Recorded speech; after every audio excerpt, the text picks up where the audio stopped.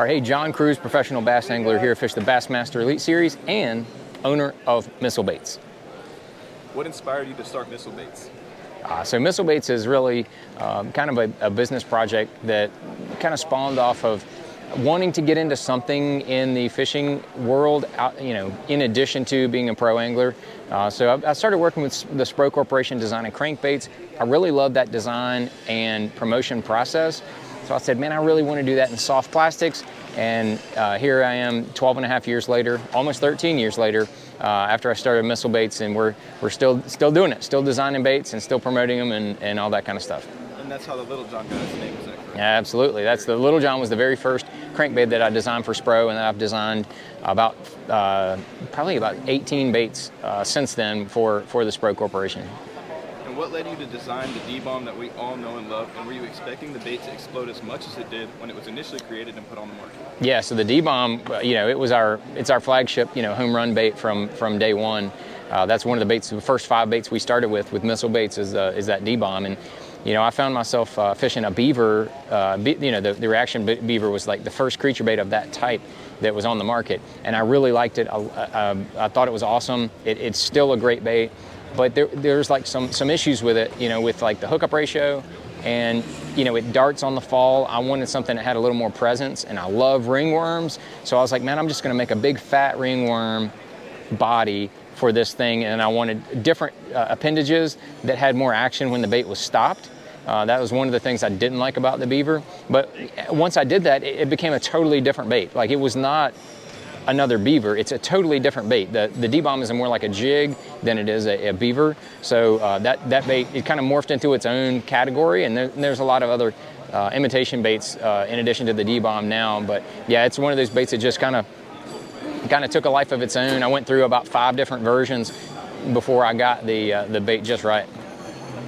How did the jig collaboration between you and Mike Iaconelli happen? So the jigs with Ike, man, that came out because we're friends. He was going to be involved with Missle Baits from day one, but about that time, Berkeley wanted to have him for soft plastics, and they threw him a ton of money, and he couldn't turn it down. He's still promoting their soft plastics. They make some good baits for sure, but he wanted to do the jig project with me, and we started working together. I guess it was a little over 10 years ago now. The mini flip was our very first one, and that's our #1 selling jig that we do. And we've got a handful of other baits, micro jig, monster jig, mini swim jig. Got a bunch of different variations now that add to the lineup. And why only soft plastics and jigs in the Missle Bait lineup? Only soft plastics for Missle Baits because you got to know your lane. You got to be a specialist. And Missle Baits, we are serious soft plastics. So anything that has to do with soft plastics and soft plastic accessories are what we do. And up to this point, we're completely solely focused on the bass market. That's where Missle Baits has got our bread and butter, and that's where the lane we stay in, so to speak.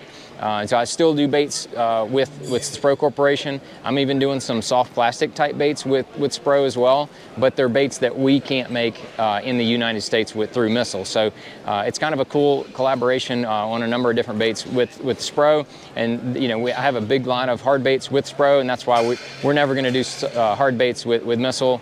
It's just not something we're going to get into. Nice. And if you had one piece of advice to anyone trying to be a pro right now, what would it be? Is anybody trying to be a professional angler, it is a tough road to hoe. That's what I'm going to tell you. I would say that you may want to make sure that you have all your finances figured out. Start with like a chunk of money. So whatever you have to do, work extra jobs, do Uber driver, whatever it is, save your money.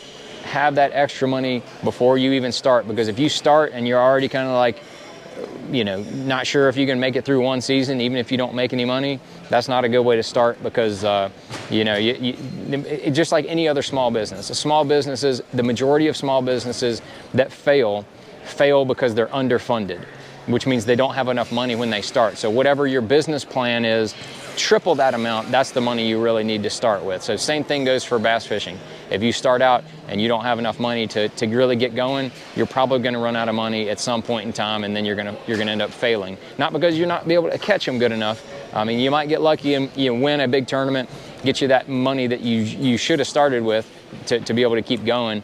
My third Bassmaster event, I won a boat, sold it for $22,000, and that's what it was worth back then.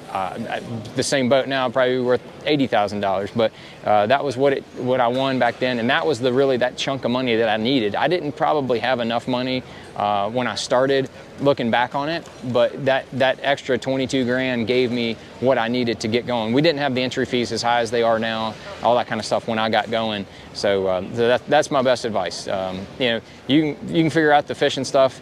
Everybody can give you all kind of advice on that, but make sure you have enough money when you get started. Thank you very much, Mr. Yeah, thanks, Tom.